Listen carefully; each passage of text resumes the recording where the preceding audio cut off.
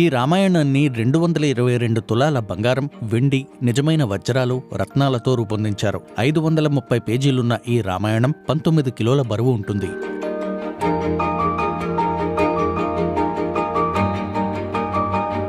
મારા દાદા શ્રી રામભાઈ ગોકળભાઈ ભક્ત એમણે આ 81ની સાલમાં સુવર્ણ રામાયણ બનાવ્યું હતું. રામાયણ ટોટલ 19 કિલોનું છે. એમાં 200 તોલાની ઈંક વપરાય ને 22 તોલા મુખ્ય પેજ પર મૂર્તિમાં વપરાયું છે.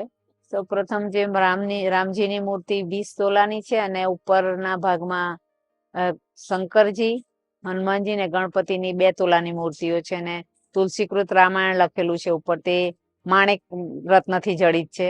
બીજા એના સ્તંભ મંદિરના બનાવેલા છે તે ડાયમંડના છે, હીરાના છે. રામજીના મુગટમાં નીલમણી મૂકેલું છે.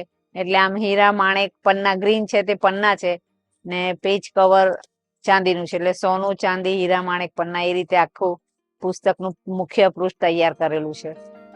సూరత్లో ఉంటున్న రాజేష్ కుమార్ భక్త్, ఇందిరాబేన్ భక్త్ దంపతులు ప్రస్తుతం ఈ స్వర్ణ రామాయణాన్ని సంరక్షిస్తున్నారు.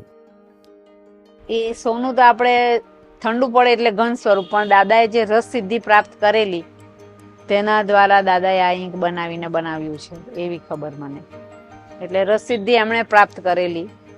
આમ તો નરેન્દ્રભાઈ મોદી પણ આવી ગયા છે દર્શન માટે ને મોરારી બાપુ પણ આ ઘરે આવી ગયા, આ ઘરને પાવન કરી ગયેલા છે.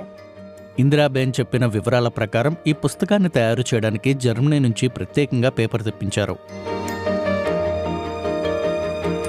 રામાયણમાં દરેક સુવર્ણ પેજની ઉપર 2 બટર પેપર વાપરેલા છે ને તે એક પેપર પર 10,000 વાર રામ નામ છે.